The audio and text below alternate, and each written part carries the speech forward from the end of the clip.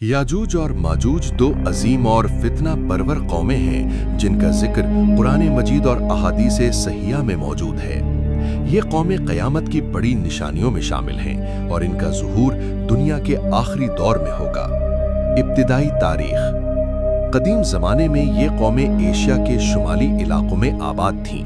ये लोग कत्ल गारत, लूट मार, खेतियों और आबादियों की तबाही, मासूम इंसानों का कत्ल में मशहूर थे।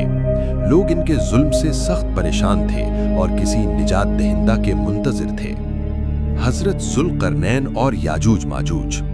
कुरान मजीद में हज़रत ज़ुल्क़रनैन अलैहिस्सलाम का वाक़या सूरतुल कहफ़ में आया है। फ़रियादे मज़लूम।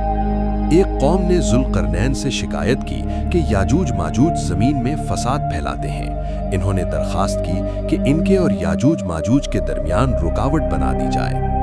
ज़ुल्क़रनैन की दीवार। ज़ुल्क़रनैन ने लोहे के बड़े बड़े तख्ते, पिघला हुआ तांबा यानी कतर इस्तेमाल करके दीवार बनाई। ये दीवार दो पहाड़ों के दरमियान तामीर की गई। याजूज माजूज न इसे फलांग सके न इसमें सुराख कर सके। कुरान के मुताबिक क़यामत से पहले दीवार अल्लाह के हुक्म से टूट जाएगी। याजूज माजूज जमीन पर फैल जाएंगे, तेजी से हर तरफ फैलेंगे, पानी पी जाएंगे, खेती, इंसान, जानवर सबको तबाह करेंगे। हजरत ईसा अलैहिस्सलाम का दौर। उस वक्त हजरत ईसा अलैहिस्सलाम जमीन पर मौजूद होंगे। मोमिनीन को लेकर पहाड़े तूर पर पनाह लेंगे। याजूज माजूज को रोकना इंसानों के बस में न होगा। याजूज माजूज की हलाकत। हजरत ईसा अल्लाह से दुआ करेंगे। अल्लाह ताला एक खास कीड़ा या बीमारी इनकी गर्दनों में पैदा फरमाएगा। एक ही रात में तमाम याजूज माजूज हलाक हो जाएंगे। लाशों की सफाई। जमीन बदबू से भर जाएगी। अल्लाह परिंदे भेजेगा, लाशें उठाकर दूर फेंक दी जाएंगी।